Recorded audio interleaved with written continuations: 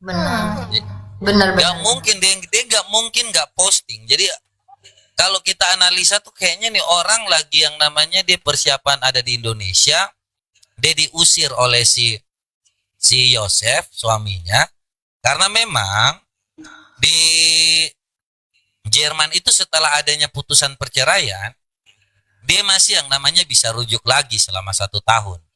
Nah si Reda ini sudah diceraikan sama suaminya, dia itu diberikan kesempatan setahun. Kalau belum dapat kerja tetap tinggal di rumah suaminya. Oh, itu Siapa tahu bisa kompensasi. ya siapa tahu bisa rujuk lagi. Ya, itu di Jerman seperti itu. Nah, si Reda ini Emang kan dia sudah udah setahun nikah? digugat. Bentar, emang udah nikah? Namanya ada Ya, kalau perceraian ya berarti nikah, Kak. Oh. Ya kan sekarang gini, berarti Bang, berarti 1 tahun, masa 1 tahun itu udah kelar ya, makanya dia pulang ke Indo ya, Bang? iya, ini Kemungkinan indikasi besar ya. saya kemungkinan besar yang dipikirkan itu analisa-analisa yang kita lagi cari ini bisa masuk banget gitu. Karena memang Reda itu udah yang namanya selesai masanya di sana, dia harus pulang. Ya, dia harus keluar dari tempat itu. Apalagi dia bukan warga negara Jerman kan. Betul betul. Ya, Niko, mau nanya Niko. Kan selama ini kalau kita lihat Kodondi ini kan diskusi sampai tengah malam, bahkan sampai subuh nih. Kok bisa ya dengan kondisi ya yang usia terus bertambah tapi malah tambah fit terus, tambah semangat. Tua maksudnya. Ya kan usia pasti nambah kok, nggak mungkin berkurang kan. Iya. Nah, apa tuh rahasianya Niko? Rahasianya nih, Apa tuh Ko? madu Maudi. Wah, ini madu asli murni oleh mualaf HMC. Ini jerigen kecil ini isinya 500 gram ya, setengah kilo berarti ya. Madu ini juga sebenarnya buat orang-orang yang berpikir, kok bisa begitu? Di Quran udah sebutin, Quran surat An-Nahl ayat 68-69, coba. Jadi Allah SWT memberikan ilham pada lebah untuk membuat sarang di pohon dan sebagainya, makan dari buah-buahan dan dari perutnya keluar minuman yang mengandung obat buat menyembuhkan manusia. Tuh, Masya Allah. Luar biasa. Jadi kalau kita minum madu sama aja kita berpikir gitu bahwa ini adalah sebuah minuman yang sangat-sangat bermanfaat buat manusia. Jangan lupa beli ya, jangan lupa komisi ya. Jadi rasanya minum madu kok supaya fit terus ya. Iya dong, iya. Bahkan madu, ini pengalaman pribadi ya.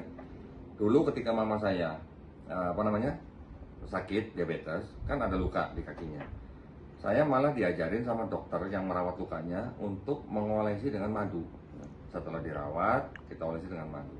Itu ternyata juga menyembuhkan, Masya Allah ya. Jadi memang luar biasa ya, bahwa madu ini banyak manfaat buat manusia. Mantap. Assalamualaikum warahmatullahi wabarakatuh. Assalamualaikum warahmatullahi wabarakatuh. Berjumpa lagi dengan Berita Apologet ya. Channel akan memberitakan segala macam dinamika dunia perapologetikan. Kubu herder sedang mengalami turbulence, teman-teman. Sedang mengalami banyak sekali masalah.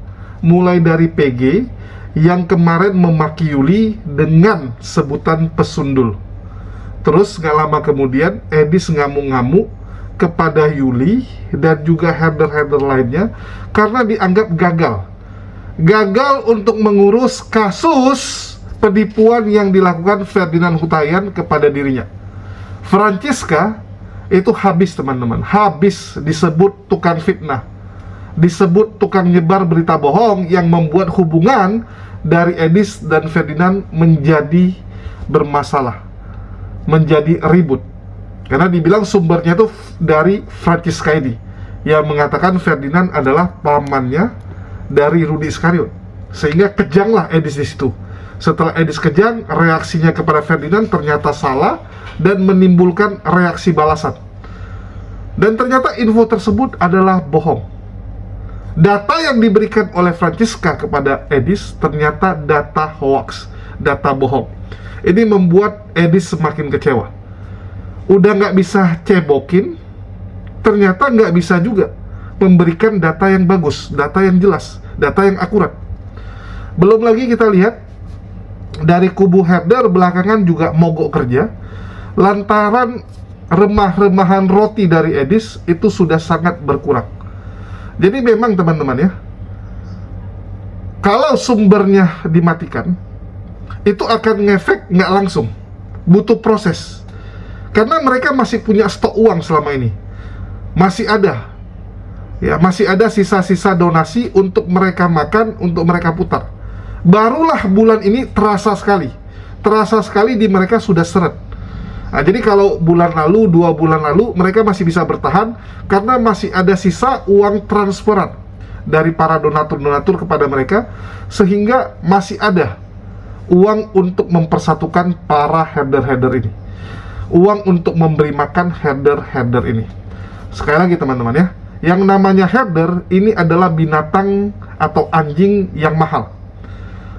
Ya, mahal, makanannya mahal teman-teman. Herder itu bukan seperti kucing gitu kan, yang makanannya murah gitu. Ini harus dikasih daging. Ya, dikasih daging dia. Perawatan herder termasuk mahal. Jadi begitu budgetnya berkurang pasti terasa.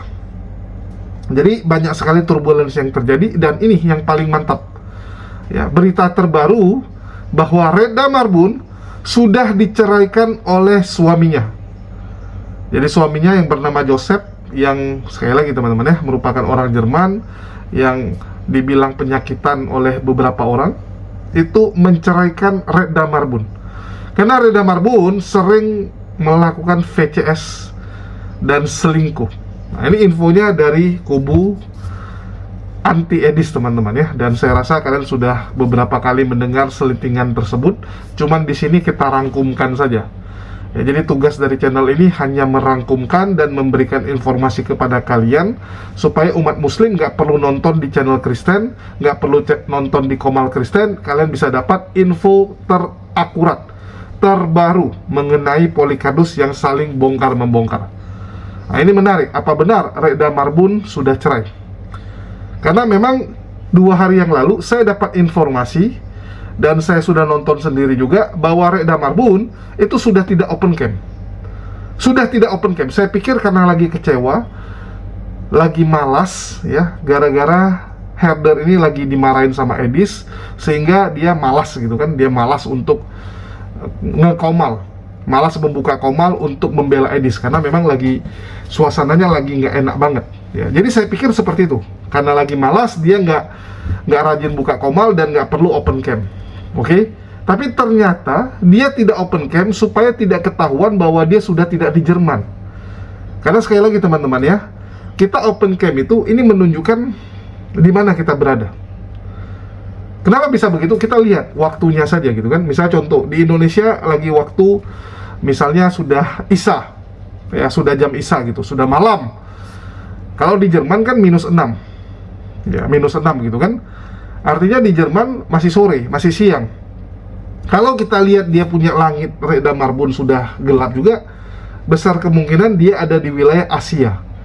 Ya, bukan di wilayah Jerman. Kalau masih pagi, oke, kita sudah malam, jam 8 malam di tempat dia masih pagi sekali, artinya dia di Amerika, ya, di benua Amerika gitu kan. Jadi bisa ketahuan, sama ke Edis. Waktu pertama sekali saya sampaikan ke teman-teman bahwa Edis itu sudah ada di wilayah Amerika, banyak orang bilang, ah nggak mungkin, dari mana ada uang dia, nggak mungkin lah dia sanggup ke Amerika dan sebagainya. Banyak orang bertanya kepada saya, dan saya langsung bilang, lah kalian bisa lihat dia open camp kok. Jadi pertama sekali Edis nyampe ke Amerika, yang dia lakukan adalah masuk ke komal saya untuk memamerkan bahwa dia sudah ada di Amerika. Dia open camp, kasih nampak ini langitnya, ya, lihat nih, masih terang gitu kan. Di Indonesia sudah malam. Oke, dia kasih nampak rumah-rumahnya, mobil-mobil punya plat, kan jadi tahu kalau itu ada di Amerika. Sesimpel itu kok. Nah, jadi kenapa Reda Marbun menutup kameranya padahal selama ini selalu open cam?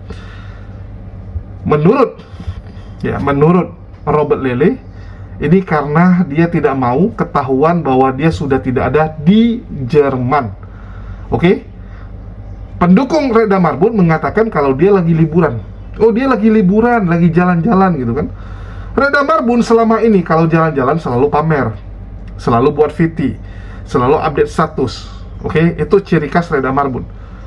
Kalau sekarang nggak ada status yang dia upload, nggak ada foto yang dia pamerkan. Biasanya kalau jalan-jalan dia akan masuk ke komal orang juga untuk mamerin. Nah, ini saya lagi jalan-jalan gitu. Ini kok nggak ada. Ya, kalau kita bicara kayak Akang lah. Ya, teman-teman kadang bisa cepat tahu di mana lokasi Kian Santang, Barhang di Kores. Kenapa? Karena mereka waktu live selalu kasih tahu kan, dan kasih nampak kita lagi di Cirebon, kita lagi di Bandung, kita lagi di Semarang, ya, supaya teman-teman tahu gitu. Begitu juga Reda Marbun, ini kok tumben nggak open cam? Ternyata selidik punya selidik, menurut info dari Polikardo sendiri, dia sudah cerai. Nah, ini yang mau kita bahas. Ya, ini yang mau kita bahas tentang ketua herdernya. Karena sekali lagi, turbulence, masalah yang sedang menjangkit herder, tentu saja akan menular dan juga menjangkit ketuanya. Ya, pasti itu teman-teman. Pasti kalau ada masalah di suatu organisasi, ketuanya pasti kena tarik. Pasti kena tarik juga. Dan dalam hal ini, Reda Marbun. Oke. Reda Marbun sendiri, keberadaannya tidak jelas di mana. Tetapi menurut sumber dari Polikardo sendiri, dia sedang berada di Indonesia. Ya, sedang ada di Indonesia. Karena wajar gitu teman-teman ya. Kemana lagi? Kalau kamu sudah tidak punya tempat pelarian, tempat untuk pergi, tentu saja yang paling bagus adalah kampung halaman sendiri. Tentu saja yang paling bagus adalah rumah kamu sendiri, kan gitu. Dan rumah Reda Marbun ada di Indonesia. Ini menarik. Ini menarik. Kita akan bahas teman-teman. Tapi sebelumnya kita iklan dulu sebentar. Ya, bagi teman-teman jangan lupa kita di sini sambil jualan madu dan juga kita ada jualan kopi. Ya, madu kita ada beberapa varian. Kalau saya sih sarankan coba madu hutan Aceh. Ya, bagi teman-teman yang percaya saya silakan dicoba madu hutan Aceh. Dan kita ada jualan kopi serta gula aren sebagai pasangannya biar jadi kopi susu gula aren. Ya, yang masih percaya sama saya silakan beli, yang nggak percaya juga ya sudah. Ya, saya nggak bisa komen lagi karena jujur teman-teman, belakangan ini saya lagi ada di fase agak-agak malas untuk ngonten ya. Karena saya merasa lebih enak buat komal, diskusi sama Oten, lebih gampang, lebih disukai juga gitu kan, daripada membantah syubhat Oten, daripada melawan fitnahan mereka beresiko. Ya memang secara dampak ya, kalau kalian mengerti lah ya. Kalau kalian mengerti, dampak dari pemberitaan itu jauh lebih besar daripada debat. Jauh teman-teman. Tapi orang lebih suka debat, ya sudah, kita fokus ke debat lagi. Ya mungkin itu aja, kita akan dengarkan dulu informasi terbaru mengenai Polikardus ini. Dong di sekitar coba ngecek dulu tuh si Reda. Siapa tahu dia di rumah gitu kan, ku tampar dulu.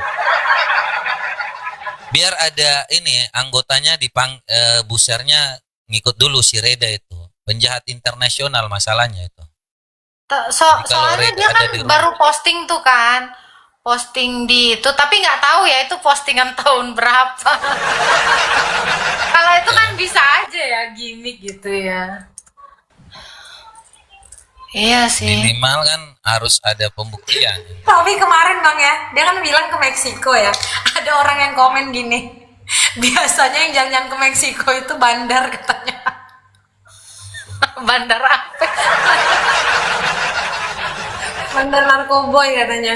Duh, ada aja nih netizen nih. Oh, karena katanya di sana bebas visa. Tapi sayang lah tiket ke sana langsung aja sih kalau mau ke Indo. Ya apapun itulah, masa iya jalan-jalan ke luar negeri bawa soundcard.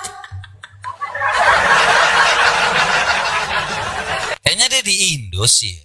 Ini ku curiga banget nih ya. Kayaknya banyak yang typing di news apologet, iya di Indo. di Indo ini si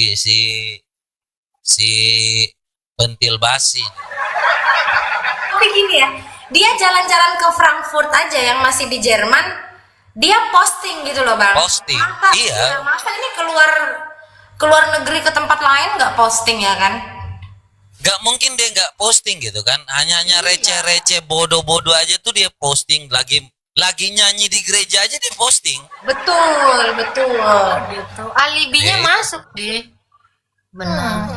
Benar. Gak mungkin dia nggak mungkin nggak posting. Jadi kalau kita analisa tuh kayaknya nih orang lagi yang namanya dia persiapan ada di Indonesia, dia diusir oleh si Yosef suaminya, karena memang di Jerman itu setelah adanya putusan perceraian, dia masih yang namanya bisa rujuk lagi selama 1 tahun.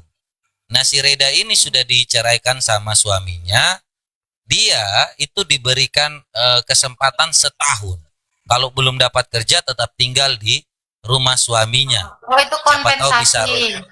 ya siapa tahu bisa rujuk lagi. Ya, itu di Jerman seperti itu. Nah, si Reda ini emang kan dia sudah udah setahun nikah? digugat. Bentar, emang udah nikah? Namanya ada Ya, kalau- perceraian ya berarti nikah, Kak. Oh. Ya kan sekarang gini, berarti 1 tahun, masa 1 tahun itu udah kelar ya, makanya dia pulang ke Indo ya, Bang? Iya, ini indikasi besar ya. saya kemungkinan besar yang dipikirkan itu analisa-analisa yang kita lagi cari ini bisa masuk banget gitu. Karena memang Reda itu udah yang namanya selesai masanya di sana, dia harus pulang. Ya, dia harus keluar dari tempat itu. Apalagi dia bukan warga negara ya, Jerman kan. Betul, betul. Dia harus keluar kembali gitu. Nah, ini dia udah mau mati nih kalau Iya Pas kan udah gak banget pernah lagi. on cam juga. Semenjak Mak Wulan muncul, ya kan, dan foto itu keluar MP ya. ngarang aja kau. Bang MP Kata sering- Reda nih.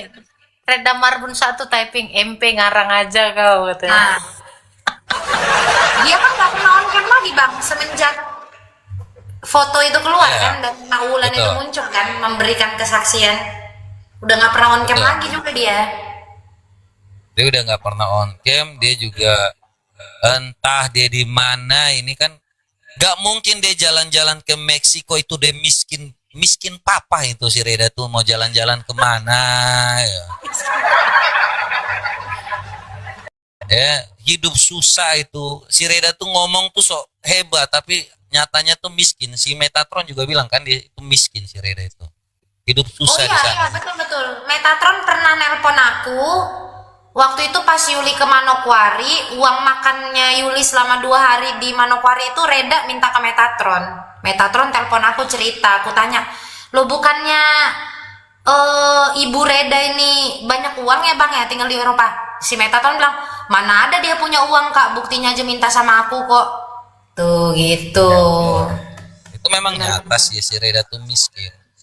Gak mungkin orang dia jalan aja itu pasti dia posting. Gak mungkin itu gak posting. Lagi Reda ini saya kenal udah lama lah ya. Udah tahu lah rekam jejaknya. Terus ku cari tahu juga yang namanya kursusnya. Itu miskin jualan-jualan kayak gitu tuh dikasih diskon kursus-kursus Jerman tuh. Karena memang orang susah. Kan yang namanya orang berduit, bukan nyonya itu, pembantu di sana. Ah. Manusia susah. Lakinya juga orang susah itu, bukan orang yang namanya berduit. Iya, iya. Dia on cam waktu di live edis aja. Itu belum berangkat. Itu kan dia baru bilang bahwa dia akan ke ini gitu kan. Katanya dia mau berlibur terus nggak fokus lagi. Tiap hari dia online tapi nggak on kamera kan. Iya, on Iya, cam. betul, betul. Lakinya Aku curiga. pangeran Jerman. Pangeran. Kenapa Bang? Curiga kenapa Bang? Curiga dia lagi di Indo ini. Pas ini biar nanti kalau ada DPO muncul dia bisa ketangkapnya di Indo, nggak perlu lagi ada red notice. Ya nggak perlu ini Bang ya. Jauh-jauh lah ya. Iya, daripada biaya keluar banyak, ya dapat di Indo lebih oke lah. Pasti ini si Reda lagi di Indo ini. Ini saya juga lagi nanya-nanya ada orang nih. Feelingmu gitu Bang. Iya, kalau feelingku nggak lain ini. Kalau manusia ini kan cara kebiasaannya dia aja kita udah tahu lah ya. Udah apa? Dia ke gereja aja nyanyi, posting. Jalan hanya tetek bengek dikit aja posting. Butuh pengakuan kan? Apalagi yang jalan Spanyol.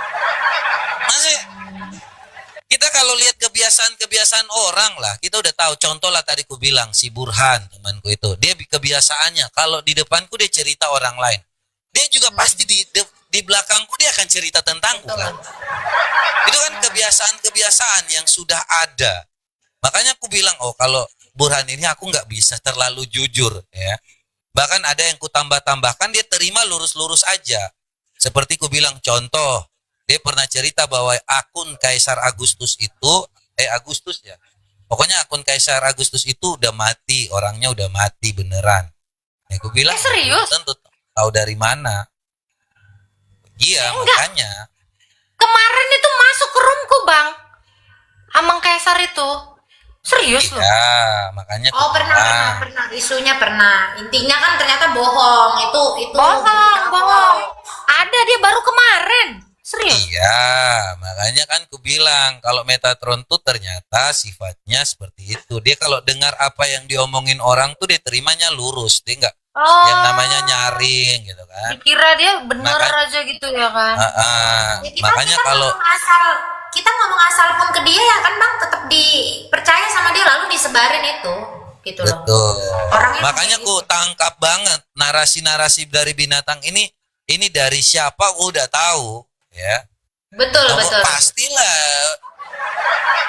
Makanya aku bilang, oh ini narasi-narasi seperti ini pernah aku ceritakan ke Metatron ya. Dan gampang lah indikasi-indikasi itu. Aku ini udah aku bilang kalau aku kenal orang tuh dari sisi negatifnya dulu.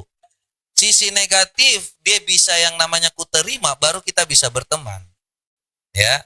Makanya ku tahu negatifnya, oh biasa ngomongin orang di belakang-belakang. Dia biasanya ngomongin saya di belakang saya juga itu pasti. Lu dia ngomong Agatha, dia ngomong si Vaslav, ngomong ke saya juga kok. Makanya saya bilang, hari ini dia nggak di depan saya, dia akan ngomong saya juga. Iya sih, Jadi benar-benar. saya nggak pernah cerita yang jujur, yang terlalu jujur.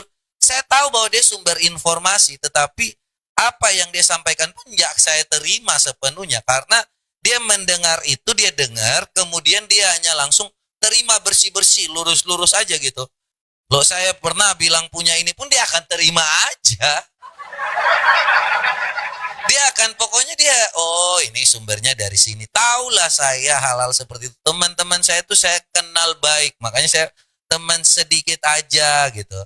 Saya tahu kok ini sumbernya dari siapa ya. Gampang lah ya. Berteman itu saya tahu lah ya. Contoh lah dengan Sigret, Agatha ini saya pasti taunya negatifnya dulu. Gitu. Apa kelemahan-kelemahannya ya diterima gitu kan. Gitu. Nah, kalau Metatron itu apalagi si Reda. Waduh, itu modelnya kayak gitu tuh makanya ya. Nggak lama ntar di doxing MP sama Om Burhan. Gini ya, rakyat jelita ya. Waktu itu si Om Burhan ini pernah yang namanya mau doxing saya dikasih waktu 3 hari. Ya, saya bilang kau doxing saja kalau itu memang menguntungkan.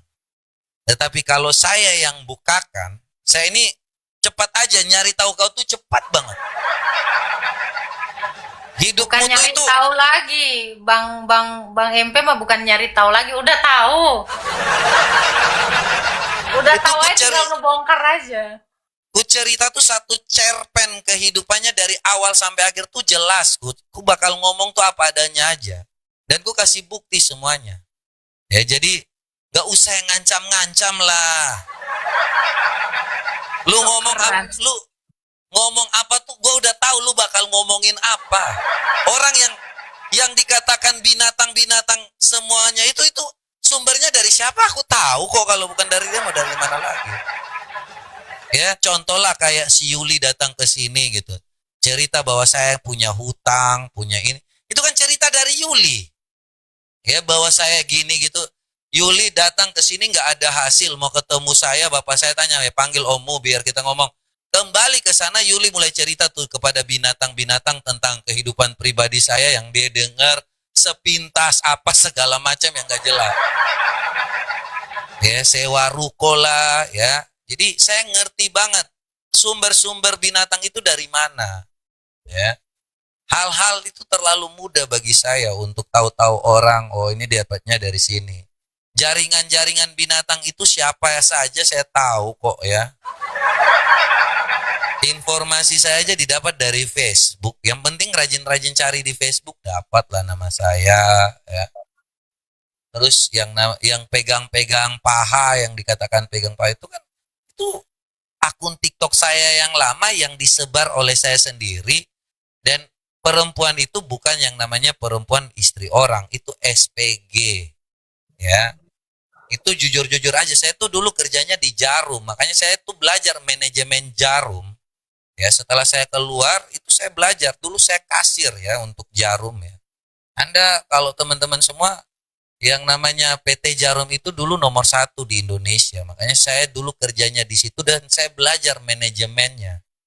Ya, manajemen Jarum memang sangat luar biasa. Makanya saya keluar dari situ, saya tahu tuh membangun kantor seperti apa. Ya, saya ngomong apa ada aja gitu. Ngapain saya harus bilang, karena memang teman yang ada yang joget-joget di belakang, itu rumahnya ini di belakang kantor saya. Makanya kalau Edis mau, saya mau bilang kalau dia mau datang tinggal ngomong aja, bisa-bisa aja. Karena Edis fitnah saya dan dia, itu masa trisam sama cewek itu, ya saya nggak tahu ya cewek itu udah punya suami atau belum, itu tapi bahaya tuh. Buat si dukun bodoh ini asal-asal ngomong ya, itu ada rekaman-rekamannya. Jadi si dukun-dukun bodoh ini, kalau kita mau ngomong apa adanya ya, nanti dia tunggu aja ya. Coba kalau dia pulang bagus gitu. Percuma masalahnya dia nggak pulang. Gitu. Itu sih kalau dari saya tuh ngomong, kalau hanya burhan-burhan mah aduh. Saya tahu nanti apa yang diomongin itu nanti saya bongkar semuanya, itu gampang banget lah ya. Perusahaan besar itu ya, manajemen Jarum tuh kita belajar semuanya dari Jarum ya. Kalau saya belajar itu dari Jarum. Manajemennya seperti apa, ya, cara perekrutannya, terus harus yang seperti apa supaya Anda tuh punya etika, attitude, itu banyak ya. Jadi Jarum itu memang saya belajarnya dari sana, teman-teman. Jadi nggak pernah terlepas itu. Dan teman-teman saya yang ada di Jarum pun tahu saya siapa. Saya pun keluar karena apa tuh tahu mereka guys ya. Kalau saya ceritakan tuh nanti kalian yang heboh sendiri nanti.